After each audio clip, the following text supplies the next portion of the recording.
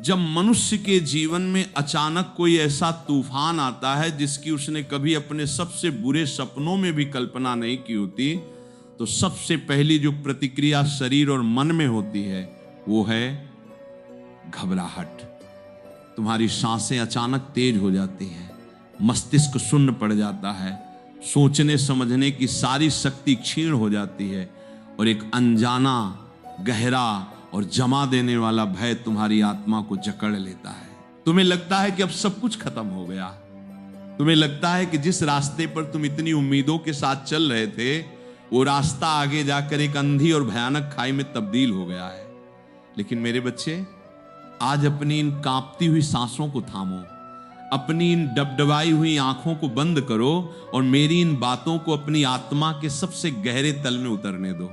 ये जो घबराहट है, ये जो मृत्यु के समान भय है, ये केवल और केवल तुम्हारे अज्ञान और तुम्हारी सीमित मानवीय दृष्टि का परिणाम है। तुम केवल आज को देख रहे हो, तुम केवल उस घाव को देख रहे हो जो अभी एकदम ताजा है, जिससे रक्त बह रहा है और जो तुम्हें भयंकर दर्द दे रहा है। लेकिन वो ईश्वर जो भूत, भविष्य और वर्तमान तीनों कालों का ज्ञाता है, वो तुम्हारे पूरे जीवन रूपी विशाल चित्रपट को देख रहा है। वो उस सत्य को देख रहा है जहां तक तुम्हारी दृष्टि कभी पहुंच ही नहीं सकती। हम मनुष्यों की सबसे बड़ी विडंबना और सबसे बड़ा अज्ञान ये है कि हम अपने जीवन की डोर को पूरी तरह से अपनी मुट्ठी में बांध कर रखना चाहते हैं। हम अपनी छोटी सी बुद्धि से एक योजना बनाते हैं और हम ये जिद करते हैं कि ये पूरा ब्रह्मांड हमारी उस योजना के अनुसार ही काम करे।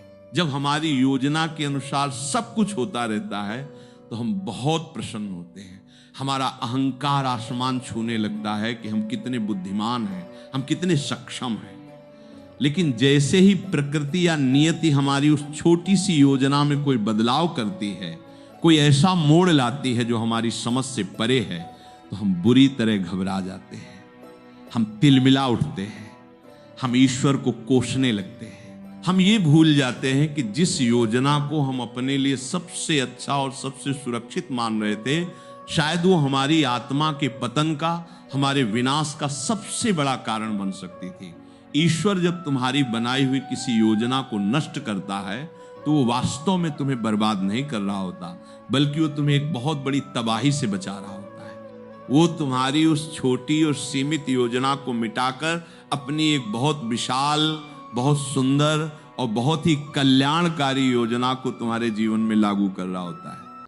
अभी तुम जहां खड़े हो वहां से तुम्हें केवल अपने जीवन के उलझे हुए धागे, अचानक आए दुख, असफलताएं, धोखे, टूटे हुए रिश्ते और परेशानियां ही दिखाई दे रही हैं। तुम उस चित्र को पीछे से देख रहे हो, इसलिए तुम घबरा रहे हो। लेकिन वो परम कारीगर, वो परमात्मा सामने बैठकर तुम्हारे जीवन की वो सुंदर कलाकृति उकेर रहा है। वो जानता है कि किस धागे को कहां काटना है, किस रिश्ते की गांठ को कहां खोलना है और किस रंग को कहां भरना है। जब सही समय आएगा और वो तुम्हारे जीवन का चित्र पलट कर तुम्हें दिखाएगा, तब तुम्हारे ही मुख से ये शब्द निकलेंगे कि हे ईश्वर, जो हुआ वो वास्तव में बहुत अच्छे के लिए हुआ। मैं ही अज्ञानी था जो आपकी सुंदर रचना को समझ नहीं पाया। तुम्हारे जीवन में यदि आज ये भयंकर अंधकार आया है तो इसका अर्थ ये बिल्कुल नहीं है कि सूर्य हमेशा के लिए समाप्त हो गया है। इसका अर्थ केवल इतना है कि अब तुम्हें अपने बाहर के प्रकाश पर निर्भर रहना छोड़कर अपने भीतर के प्रकाश को जगाने का समय आ गया है। घबराहट हमेशा अज्ञान और मोह से पैदा होती है। तुम डरते इसलिए हो क्योंकि तुम्हें लगता है कि जो व्यक्ति या जो वस्तु तुमसे छिन गई है वही तुम्हारे जीवन का एकमात्र सहारा थी। यदि वो नौकरी चली गई तो मेरा क्या होगा? यदि उस इंसान ने मेरा साथ छोड़ दिया तो मैं कैसे जी पाऊंगा? यदि मेरा ये व्यापार डूब गया तो मैं इस समाज को क्या मुंह दिखाऊंगा? ये सारे भय, ये सारी चिंताएं तुम्हारे अहंकार और तुम्हारी झूठी अस्मिता की उपज हैं। तुम भूल गए हो कि जब तुम इस संसार में आए थे तब न तुम्हारे पास वो नौकरी थी, न वो व्यापार था, न वो धन था और न ही वे लोग थे जिन्हें तुम आज अपना प्राण मान बैठे हो। तुम बिल्कुल खाली हाथ, बेसहारा इस धरती पर आए थे। उस समय तुम्हारी रक्षा किसने की थी? उस समय जब तुम बोल भी नहीं सकते थे, जब तुम अपनी रक्षा स्वयं नहीं कर सकते थे, तब तुम्हारी हर जरूरत को किसने पूरा किया था? उसी परमात्मा ने। तो आज जब तुम्हारे पास बुद्धि है, शरीर है, जीवन का इतना अनुभव है, तो क्या वो परमात्मा तुम्हें इस दुख के मझधार में डूबने के लिए छोड़ देगा? कदापि नहीं। वो कल भी तुम्हारा पालनहार था, वो आज भी तुम्हारा रक्षक है। भगवान श्री कृष्ण भगवत गीता के माध्यम से बहुत स्पष्ट रूप से और बहुत ही प्रेम से ये समझाते हैं कि मनुष्य व्यर्थ ही चिंता क्यों करता है। चिंता एक ऐसी चिता है जो इंसान के शरीर को बाद में, लेकिन उसकी आत्मा और उसके आत्मविश्वास को पहले ही जलाकर राख कर देती है। तुम पूरा दिन इस बात को सोच सोच कर घुलते रहते हो कि अगर कल मेरा काम नहीं बना तो क्या होगा, अगर भविष्य में मेरे साथ कुछ बुरा हो गया तो क्या होगा। ये जो अगर और मगर हैं, ये तुम्हारे मन का सबसे बड़ा भ्रम है। तुमने कभी ध्यान दिया है कि प्रकृति में रहने वाला कोई भी पक्षी कल के लिए अनाज इकट्ठा करके नहीं रखता। वो सुबह उठता है, भगवान का गुणगान करता है, उड़ान भरता है और उसे उसका दाना मिल जाता है। क्या तुम्हें लगता है कि जिसने तुम्हें जन्म दिया है, जिसने तुम्हें इस संसार में भेजा है, वो तुम्हारे कल का प्रबंध नहीं करेगा?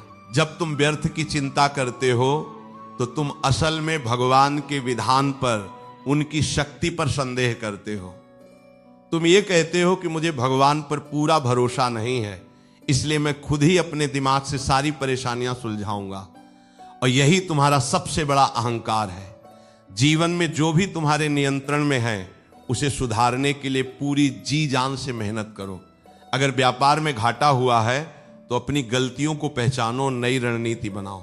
अगर परीक्षा में असफलता मिली है तो और ज्यादा मेहनत करो। कर्म के मैदान से भागना अध्यात्म नहीं है, बल्कि कायरता है।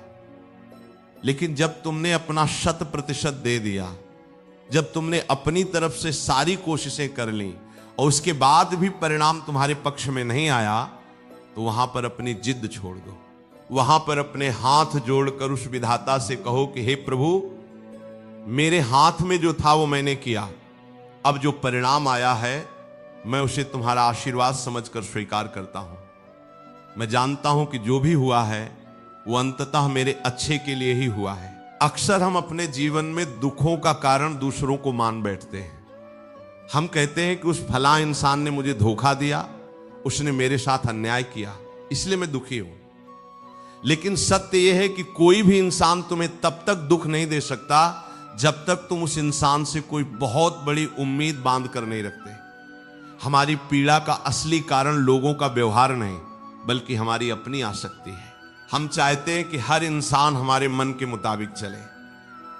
हम चाहते हैं कि मैंने जिसके लिए इतना कुछ किया, वो भी बदले में मुझे उतना ही सम्मान दे। और जब वो व्यापारिक उम्मीद टूटती है तो हम भीतर से टूट जाते हैं।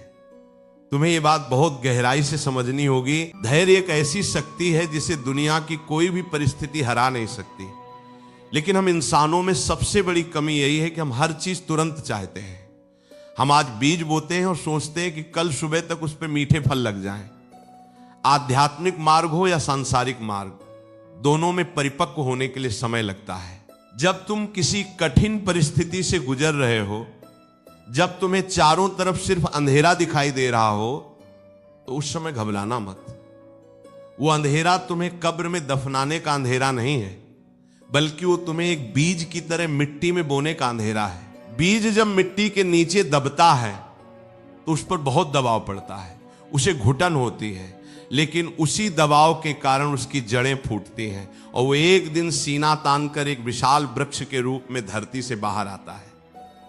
तुम्हारे जीवन का ये बुरा समय, ये संघर्ष असल में तुम्हारे भीतर की शक्तियों को जगाने का, तुम्हारी जड़ों को मजबूत करने का समय है।